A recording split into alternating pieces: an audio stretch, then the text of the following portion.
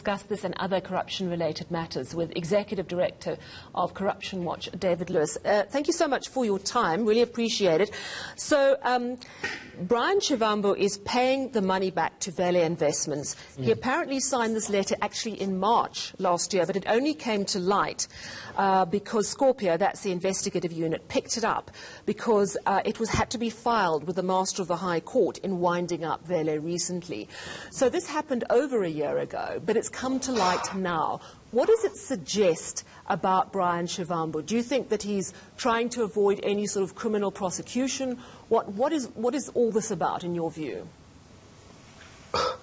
Well, you know, I don't know if this is by way of trying to avoid a criminal prosecution. I suppose it might be. I mean, he had to disclose what he disclosed to the insolvency inquiry, which I would imagine asked some uncomfortable questions, and this is what he has disclosed. You know, he received, I think, all in all, about 16 million rand from Vele and other related companies, which together with the VBS Bank, of which Vele was the largest shareholder, are part of a joint criminal enterprise. And the liquidators of Vele are getting the money, trying to get money owed to Vele back so that they can pay it out to its creditors, which I would imagine include VBS Bank. And so he has finally had to admit, you know, despite claiming for a very long time that this money he received as consultancy fees, that there was no basis for this at all, and he has to pay this 4.5 million rand back. And, you know, the question, of course, that then arises, well, if it wasn't for a consultancy fee, what was it for? It couldn't have been a loan from Vele. Vele is not in the business of, was not, as I understand it, the business of loaning companies, of loaning money. And so, you know, the next question that arises is, you know, was it a conduit for passing on money to others who didn't want to be seen to be taking money directly from VBS Bank, in which case it sounds like money laundering of the highest order or the lowest order, depending what perspective you're looking at it from. That's what it seems like. So a couple of things. First of all, Polly van Wyk was absolutely vilified by the EFF for uncovering this in the media, and I think it's all credit to her for absolutely not giving up and constantly going through all the paperwork, which is how they uncovered this secret letter that was filed with the High Court, the Master of the High Court. But to what extent, I mean, she has always said that she can lead it directly back to the EFF benefiting from this. So does this leave lots of questions for the EFF to answer? Huge questions for the EFF to answer. I mean,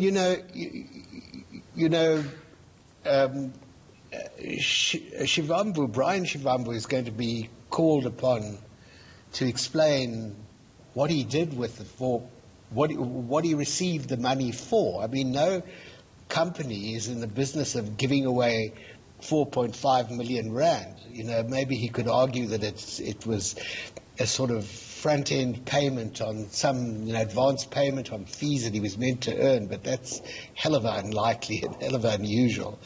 So he's going to have to explain why he received this money and what he was meant to do with it.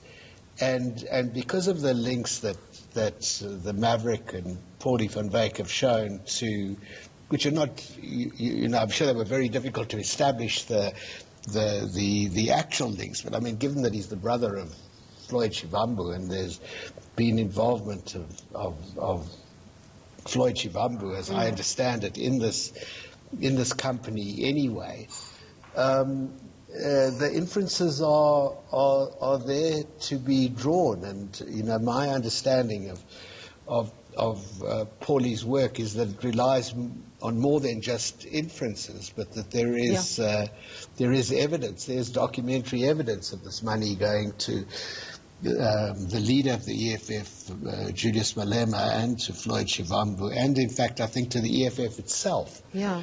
So, this seems like these seem like very difficult questions to provide convincing answers to. Moving away from VBS now to what's happening around the Guptas and the associates. We've seen a lot of movement in the last week. We've seen the extradition request, we've seen assets seized, and we are seeing these bail applications of former Free State government representatives and people like Iqbal Sharma applying for bail over this feasibility study that they charged, 24 million for, and actually Deloitte did it for like $1.5 million, which is just outrageous, really. But do you think that this is now starting to all come together? Yeah, I think that it really is, you know, and my understanding, I may be wrong here, but that the international warrants that have been issued for the Guptas are also about this 25 million rand case, and you know what I'm encouraged by is that, you know, 25 million rand in the scale of what the Guptas and their associates stole is like pocket money. But pocket money that they could go to jail for a very long time. And it's not necessary to prove the billion rand cases. Yeah. You know, it's a bit like the Al Capone story. I mean, you know, just choose a case big enough to put them in jail, and that's what more do you need? Yeah. And this is you know, I've always thought that Estina was a sort of bit of low-hanging fruit. And I think it might prove to be their undoing, which, as I say, in the scale of things, I mean, it involved a huge amount of money if you were an emerging farmer in the Free State who was supposed to be getting this money. But if you were a Gupta, you know, what it was used to pay for a wedding, you know. Yeah. David, I have to jump in very quickly because I don't have a lot of time, but we spoke recently and I asked you about the health minister, and it was just as the Digital Vibe story was coming to light. A lot more information has come out since then.